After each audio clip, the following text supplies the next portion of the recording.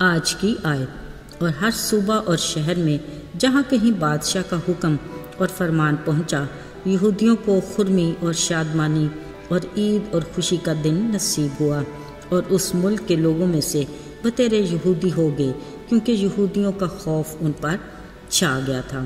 Esther 8 باب 17ویں آیت۔ عزیزو، کہا جاتا ہے جو کسی کے لیے گڑھا کھودتا ہے اس میں خود گر جاتا ہے۔ یہ مکافات عمل ہے جو ہر صورت پورا ہو کر ہی رہتا ہے۔ بادشاہ اور ملکہ آستر کی کہانی میں تیسرا کردار حامان وزیر کا تھا، جو ایک لحاظ سے بادشاہ کا دل پسند وزیر تھا، جس کی کرسی اس نے اپنے عام عمرہ سے برتر رکھی، جو اس کے غرور اور تکبر کا باعث بھی بنی۔ وزیر حامان کے غرور کا نشانہ ایک یہودی مرد کی نامی شخص تھا، جس نے اس کی جھک کر تعظیم کرنے سے انکار کیا۔ یاد رہے، عزت اپنی جگہ، لیکن مرد کی اپنے خدا کے سوا کسی انسان کے آگے جھکنا نہیں چاہتا تھا۔ یہ ہی اس کا جرم بن گیا، جس کی زد میں بشمول اس کے ساری یہودی قوم بھی آ گئی۔ وزیر حامان نے اپنے حسد اور بغض کے باعث مردکی کے لیے تو 50 ہاتھ اونچی سولی بنوائی، اور باقی یہودی قوم کو نیست و نابود کرنے کے لیے شاہی فرمان جاری کروایا۔ مگر عزیزو، حامان کے منصوبے کو باطل بنانے کے لیے قدرت نے پہلے ہی انتظام کر رکھا تھا۔ مردکی نے بادشاہ کے قتل کی سازش کی مخبری کی، اور ملکہ آستر کو ایک خاص پلاننگ سے بادشاہ کی ملکہ بنایا گیا۔ یہ دونوں خدا کے وہ ہتھیار تھے جو ابلیس یعنی حامان کے خلاف خدا کے ٹھہرائے ہوئے وقت پر استعمال ہوئے۔ عزیزو، زمانوں اور وقتوں پر اختیار رکھنے والے خدا نے قصر سوسن میں ایسے حالات بدلے کہ بہادر اور جرأت مند یہودی لڑکی آستر ملکہ کی وجہ سے حامان خود اس گڑھے میں جا گرا جو اس نے مردکی کے لیے کھودا تھا، اور حامان کو اسی 50 ہاتھ اونچی سولی پر لٹکا دیا گیا جو اس نے مردکی کے لیے تیار کی تھی۔ اسی مردکی نے بادشاہ کے قتل کی مخبری کر کے اپنی ذمہ داری کو خوب نبھایا تھا، اور صبر کر کے اس کا صلہ اس نے خداوند پر چھوڑ دیا تھا۔ عزیزو، پھر عادل منصف خدا نے عجیب طریقے سے مردکی کو اسی کے دشمن حامان کے ہاتھوں عزت بھی دلائی۔ مزے کی بات یہ ہے کہ مردکی کو عزت دینے کا طور طریقہ بھی حامان نے ہی خود بادشاہ کو بتایا۔ پھر بادشاہ کے حکم سے ہی حامان نے مردکی کو شاہی لباس سے ملبس کر کے گھوڑے پر سوار کیا، اور شہر کے شرائع عام میں بادشاہ کی طرف سے اعلان بھی کروا کے گھمایا۔ یہ ہے وہ جس کی بادشاہ تعظیم کرنا چاہتا ہے۔ یہ کیفیت حامان کے لیے انتہائی اذیت ناک تھی۔ اس کے بعد ہی حامان کی طرف سے یہودی قوم کو ہلاک کرنے کے سلسلے کھلے۔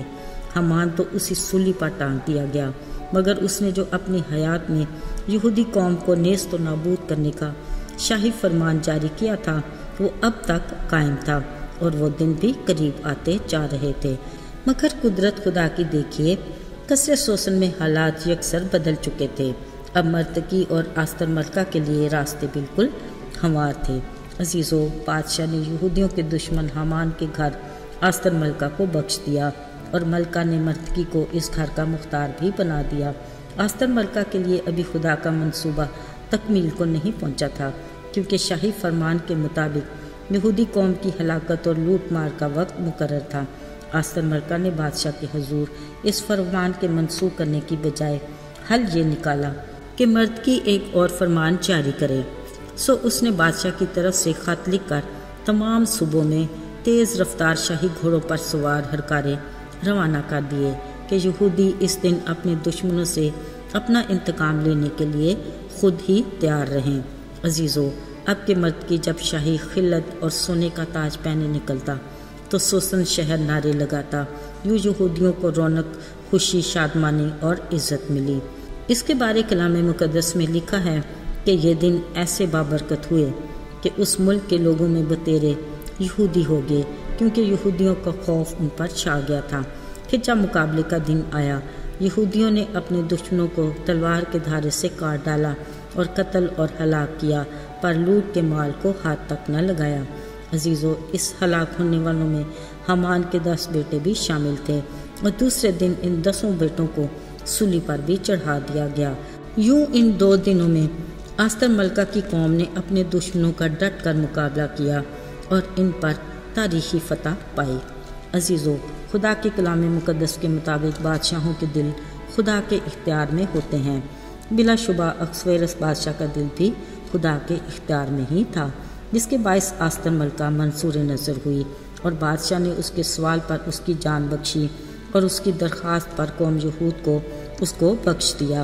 خدا نے آستر ملکہ کو اپنے منصوبے کے مطابق بھرپور استعمال کیا اور اس نے اپنی جرأت اور دلیری سے اپنی قوم کو دشمنوں سے بچا بھی لیا جو ان کا نام و نشان مٹانے پر تل گئے تھے۔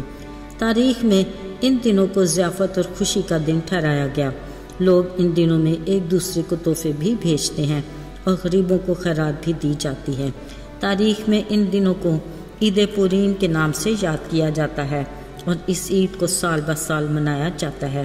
عزیزو، اخشویروس بادشاہ اور آستر ملکہ کی کہانی میں اونچ نیچ تو آتی رہی، مگر ہر قدم پر خدا ساتھ رہا، جس کے باعث خدا کے لوگوں کو کامیابی ملی، کیونکہ خدا اپنے لوگوں کو نہ تو کبھی چھوڑتا ہے اور نہ ہی ان سے دستبردار ہوتا ہے۔